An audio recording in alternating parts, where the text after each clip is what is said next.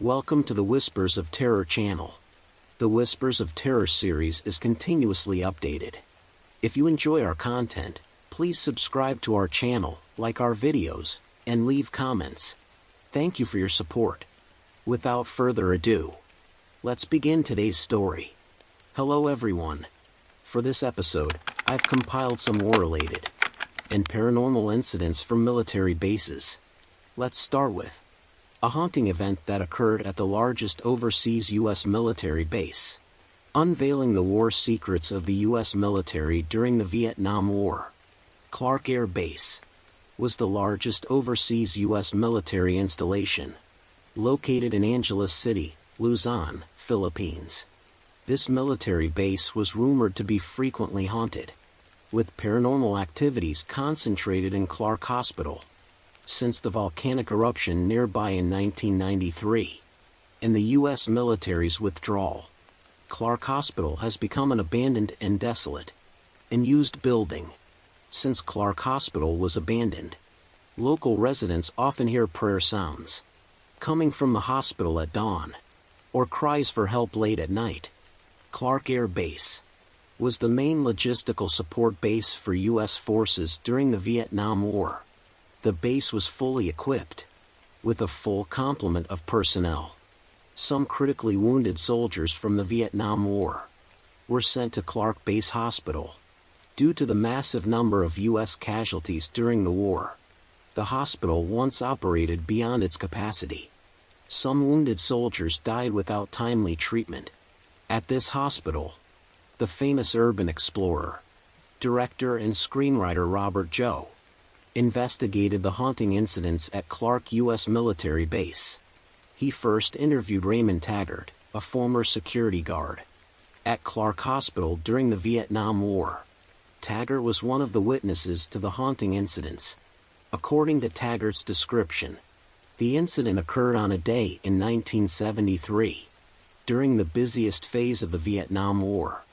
One night, he was on the night shift. When patrolling near the entrance to the first floor and basement, he heard unusual footsteps. So he followed the sound source and went alone to the basement entrance. The basement was the hospital's morgue, filled with various corpses of those who couldn't be treated. Many of them were soldiers, and some were field medical personnel. As Taggart searched for the source of the sound, he initially didn't see anyone. It was late at night, and no medical staff were supposed to be in the morgue. This made him suspicious. So he mustered his courage and entered the basement morgue. The basement corridor was unlit. In the empty hallway, there was a smell of corpses and medicine, and an eerie, cold atmosphere that made one shiver. Taggart searched the entire morgue, but found nothing amiss. Just as he was about to return, a tall soldier blocked his way. According to his description, this soldier was about 6 feet tall, wearing the U.S. military field uniform of the Vietnam War era. His name tag and badges were clearly visible. The armband with the stars and stripes and pentagon was particularly noticeable under the flashlight. He was clearly a genuine U.S. soldier. Taggart's heart was in his throat when he nervously shone his flashlight on the soldier's face. He discovered that almost the entire face was a bloody mess. Unrecognizable. The uniform was covered in bloodstains, just like the state of soldiers when they first enter the hospital. There were many such soldiers in the morgue. Most were corpses of soldiers who had died before reaching the hospital, and were sent directly to the morgue for processing. Taggart was sweating from head to toe, too scared to make a sound. "Got a cigarette, brother?" A deep voice that seemed to come from hell spoke. Taggart could understand English. Trembling, he took out a cigarette and handed it to the soldier. Then he took out his lighter and lit the cigarette for him. The soldier took a deep drag, then exhaled a cloud of blue smoke with relief. And in the blink of an eye, he vanished. Even the cigarette had disappeared. Taggart was terrified. He ran back as fast as he could, only coming to his senses when he heard his colleague's footsteps. He told his colleague he had seen a ghost. The colleague found it strange. So they went back together to where Taggart had encountered the ghost. They searched the entire morgue, but found nothing unusual. After this incident, no one dared to go to the hospital basement at night. Many people said that at midnight, cries for help could be heard from the morgue. Robert Joe is an atheist, with a strong interest in exploring paranormal events. He especially likes to investigate such incidents. So he went to the hospital alone, to explore the long-rumored haunted place. Clark Hospital was completed and put into use in 1964, at a cost of $5 million. It was the largest building on the base at the time. The hospital is located in the dense forest outside Angeles City. After being abandoned, few people went there. Robert Joe took private transportation to get there. He chatted with the private car owner about the haunting. Clearly, the car owner firmly believed in the haunting, and told him more stories about paranormal events at the base. After dropping Robert Joe off, the car owner was unwilling to enter the abandoned hospital, and quickly left the place. Robert Joe entered the long-abandoned, dilapidated building alone. Only a relatively intact concrete frame remained of the building. All decorative materials had disappeared. It was hard to tell it had once been a busy hospital and place of healing. Inside the building, apart from old concrete ruins, there was only dirt and dust. Nothing would make one associate it with haunting incidents. The walls were covered in graffiti. The building was empty and bare. The above-ground part had 4 floors, and there was one basement level. Robert Joe went from the first floor to the 4th, then to the roof. He filmed the surrounding environment and left a message.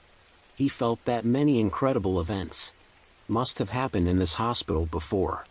Later, Robert Joe decided to explore the basement morgue where security guard Taggart had encountered the ghost years ago. Taggart agreed to accompany him. They entered the basement and came to the corridor entrance. Taggart pointed to the place where he had seen the American soldier's ghost. Still feeling fearful, he said it was scary. Although it was empty now, it felt even more terrifying and eerie. The space inside the morgue was even more spine-chilling. Taggart said strange sounds could be heard inside. He always heard them when he went in. So he decided not to accompany Robert Joe into the inner space of the morgue. Robert Joe, with his flashlight, entered the morgue alone. It was pitch black inside. There was a musty smell in the air. The further in he went, the colder it felt. The hair on his body stood up naturally. That eerie, cold sensation hit him. Robert Joe slowly walked along the passage. As he shone his flashlight around, more chaotic scenes came into view. The walls were covered with messy English letter slogans. The floor was littered with all kinds of garbage and leftover items. It was clear that no one had visited this place for a long time. Suddenly, Robert Joe startled the bats roosting in the place. Many bats flapped their wings, flying to other places, making a series of strange, eerie sounds. The sounds echoed in the empty basement. It was clear that Robert Joe was also filled with fear. He pressed on deeper into the basement. At the end, there was a particularly large room. Robert Joe entered the room with his flashlight. A row of body cremation furnaces caught his attention. In the light, he found that the ashes left in the cremation furnaces were very fresh, as if they had been used not long ago. This place seemed like a space isolated from the world. No one had stayed here at all. This reminded him of the large cemetery within Clark Base, with its densely packed, row upon row of tombstones. And this place was the body processing center, after which they were directly buried in bulk in the base cemetery. During the Vietnam War, a large number of wounded and dead soldiers were transported here. Lucky soldiers could recover and return to their own country, but most of the unlucky ones were permanently buried here. Countless soldiers went out from these cremation furnaces. It's even possible that some people who couldn't be treated in time were sent to the cremation furnaces. Here, one could see the cruelty and bloodiness of war. Behind all the humanity, there was always a side that couldn't bear the light of day. Robert Joe didn't hear the sounds that security guard Taggart had mentioned. He searched the entire basement morgue, but didn't discover any unusual phenomena. Later, he went to another reportedly haunted place on the base, where people often claimed to see a woman dressed in white, moving between the trees, coming and going frequently.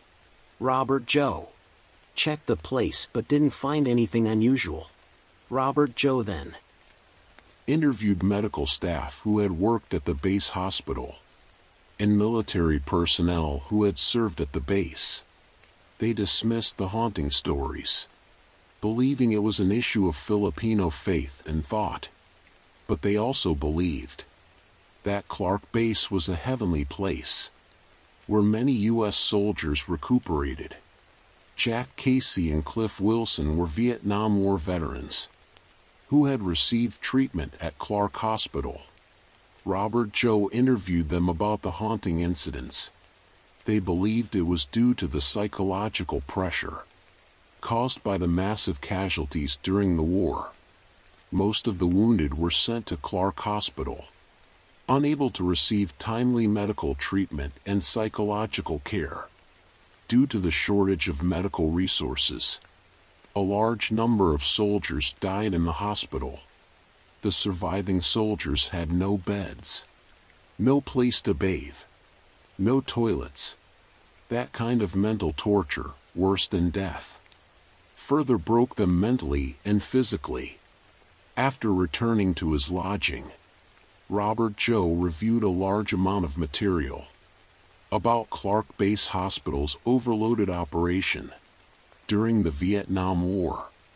Several hundred wounded and dead soldiers were sent to the hospital every day, obviously including both the dead and living casualties. Whether this 4-story hospital could effectively accommodate so many patients is questionable, especially the numerous cremation furnaces in the morgue. One can imagine what happened there. Looking at the tens of thousands of tombstones in the base cemetery, it makes one wonder if the number of people who died in the hospital might not be greater than those who died on the battlefield. As for the haunting incidents, they might have been accidental, or they might have been truly supernatural phenomena. Clearly, Robert Joe didn't uncover the truth about the authenticity of the haunting incidents. However, he did unexpectedly reveal some unknown secrets about America's foreign wars. At this point, the haunting incidents at Clark Hospital morgue are not so strange anymore. In fact, the real ghosts are those who orchestrate wars behind the scenes. Let's delve deeper into the eerie and spine-chilling paranormal events at the Gettysburg battlefield, where history and the supernatural intertwine in unsettling ways. The American Civil War, a brutal and defining conflict in U.S. history, pitted the 23 Northern Union states against the 11 Southern Confederate states in a fierce battle primarily over the abolishment of slavery. Of all the countless battles, none were more catastrophic and pivotal than the Battle of Gettysburg. This 3-day clash in July 1863 resulted in over 50,000 soldiers being killed, wounded, or captured. The brutality and scale of this confrontation were unimaginable, with many soldiers' bodies buried en masse right where they fell. In the years following the war, tales of ghostly encounters on this hallowed ground began to surface, and they have only grown more persistent with time. Historical records reveal that the sheer number of troops at Gettysburg was overwhelming. Over 90,000 soldiers from both sides, with reinforcements streaming in continually, fought in an incredibly confined space. As elite, highly trained units clashed, the battlefield filled with the deafening sounds of gunfire, cannons, and death. In the blistering heat of July, the fallen soldiers' bodies began to decompose rapidly, adding to the already unbearable stench of war. With neither side possessing the manpower to tend to the dead properly, many bodies were hastily buried in shallow graves, while others were left exposed to scavengers. Post-battle, the Union dispatched around 200 engineers who spent weeks exhuming and reburying soldiers. The Confederates, however, could only send a small contingent, leading to many of their dead remaining unburied on the battlefield. It's no wonder that the site became a hotbed of ghostly activity, with many claiming to see soldiers still patrolling or fighting, and others hearing the haunting sounds of clashing swords and galloping horses but seeing nothing. There is the haunting story of a tourist named Carl Anderson who, while photographing the battlefield, captured a chilling image. In the photo, a soldier in a tattered gray uniform appears to be shooting, his face a blur of anguish.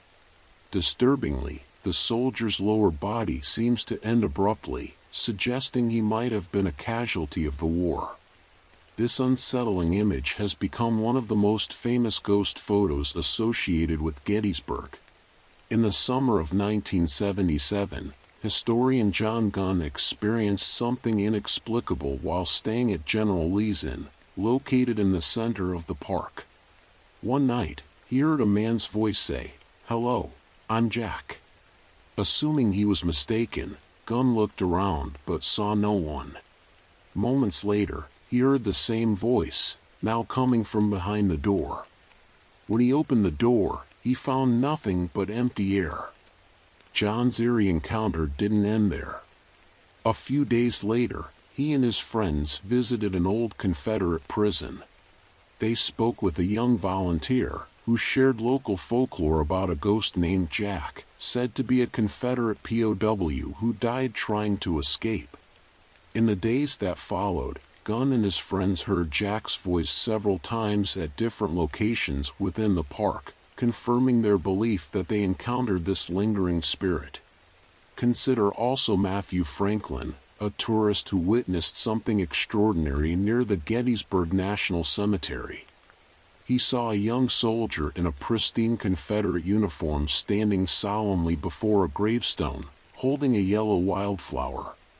It was strange, as the name on the gravestone belonged to a Union soldier.